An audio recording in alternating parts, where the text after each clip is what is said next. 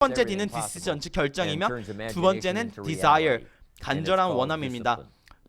모든 것을 가능케 하는 세 번째 요소는 꿈을 현실로 바꿔주는 것으로 discipline, 즉 훈련입니다. 어떤 이들에게 훈련을 피하고 싶은 말입니다.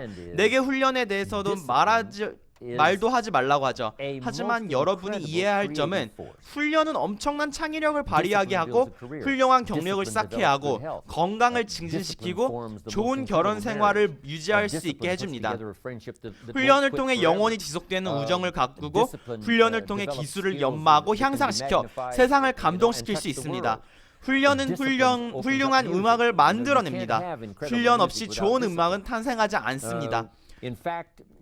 우리는 음악과 같은 학문은 많은 훈련과 조예가 필요하다는 의미로 영어로 discipline이라고 부르는 것입니다.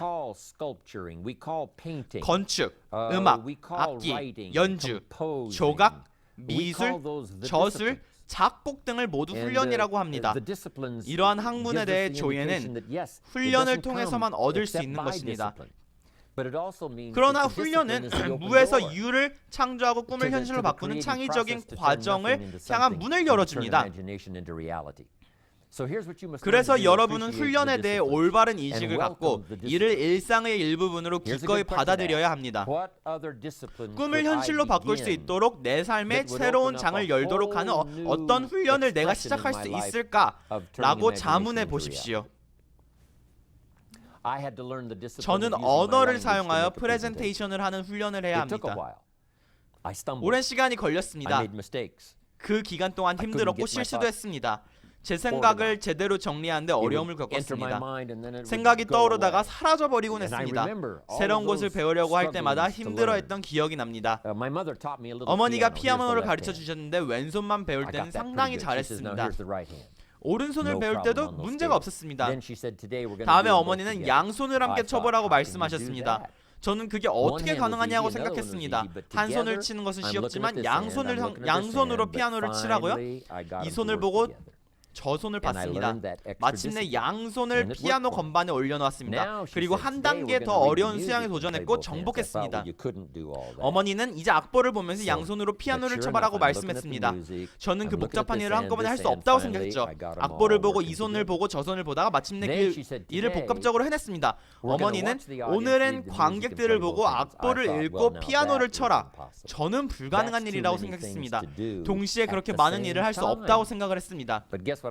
하지만 저는 불가능하다고 생각한 일을 곧 이루어냈습니다. 얼마 안 있어 관객을 보고 악보를 읽고 양손으로 피아노를 칠 수 있게 되었습니다. 그리고 훈련은 즐거움이 되었습니다. 요즘도 관중이 아닌 나 자신의 즐거움을 위해 피아노를 연주하는데 큰 기쁨이 되고 있습니다. 그림을 그리고 오케스트라와 연주하고 허벌라이프 사업을 구축하는 등 새로운 학문을 배우고 훈련하는 것은 즐거운 일입니다. 마크 휴즈는 허벌라이프의 새로운 분야, 학문을 만들기 위해 다양한 요소를 조합해야 했습니다. 제품과 마케팅 플랜, 사람들, 서포트 시스템, 미팅, 엑스트라 배관자 등 모두 결합해야 했습니다.